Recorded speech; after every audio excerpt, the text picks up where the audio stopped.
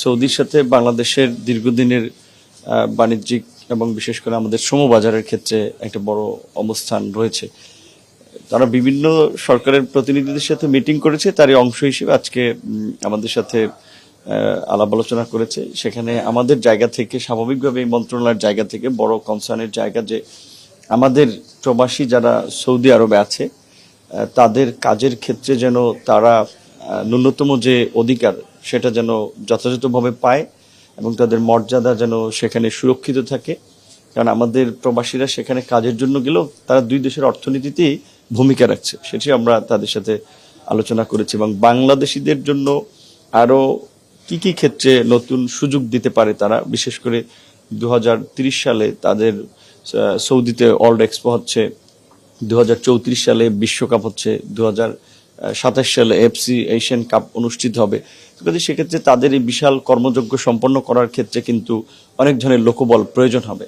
এবং তারাও ইতিমধ্যেই বলেছে গতানুগতিক সাধারণ শ্রমিকের পাশাপাশি টেকনিক্যাল ক্ষেত্রে স্কিল লোক, বিশেষ করে হোয়াইট কলার জব আমরা যেটা বলি, IT, AI, robotics, doctor, engineer, এই সমস্ত ক্ষেত্রে অনেক লোক প্রয়োজন আছে। সেক্ষেত্রে তারা বাংলাদেশকে সুযোগ দিতে চায়।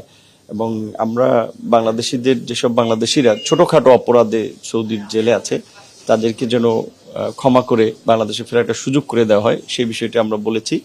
এবং একটা ইথিক্যাল রিক্রুটমেন্ট প্রমোট করার জন্য সরকারিভাবে যতটুকু ব্যবস্থা নেওয়া যায়, দুই দেশ কাজ করা যায়, সেই বিষয়গুলো নিয়ে আলাপ আলোচনা হয়েছে।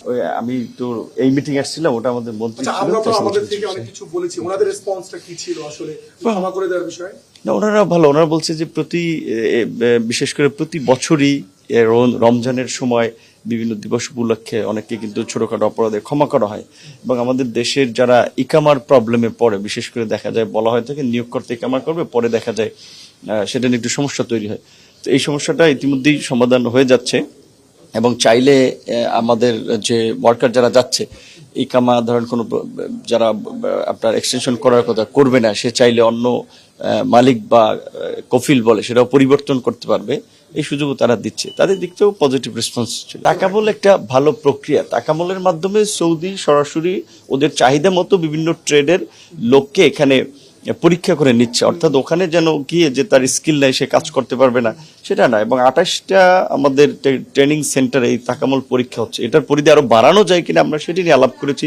পাশাপাশি আমাদের বিভিন্ন দেশ, যেমন আপনার দুই দেশের মধ্যস্থতায় বা দুই দেশের পরিচালনায় কিছু টেকনিক্যাল ট্রেনিং সেন্টার, যেমন জার্মান টেকনিক্যাল ট্রেনিং সেন্টার আছে, German Bangladesh, Korea Bangladesh technical training centre আছে।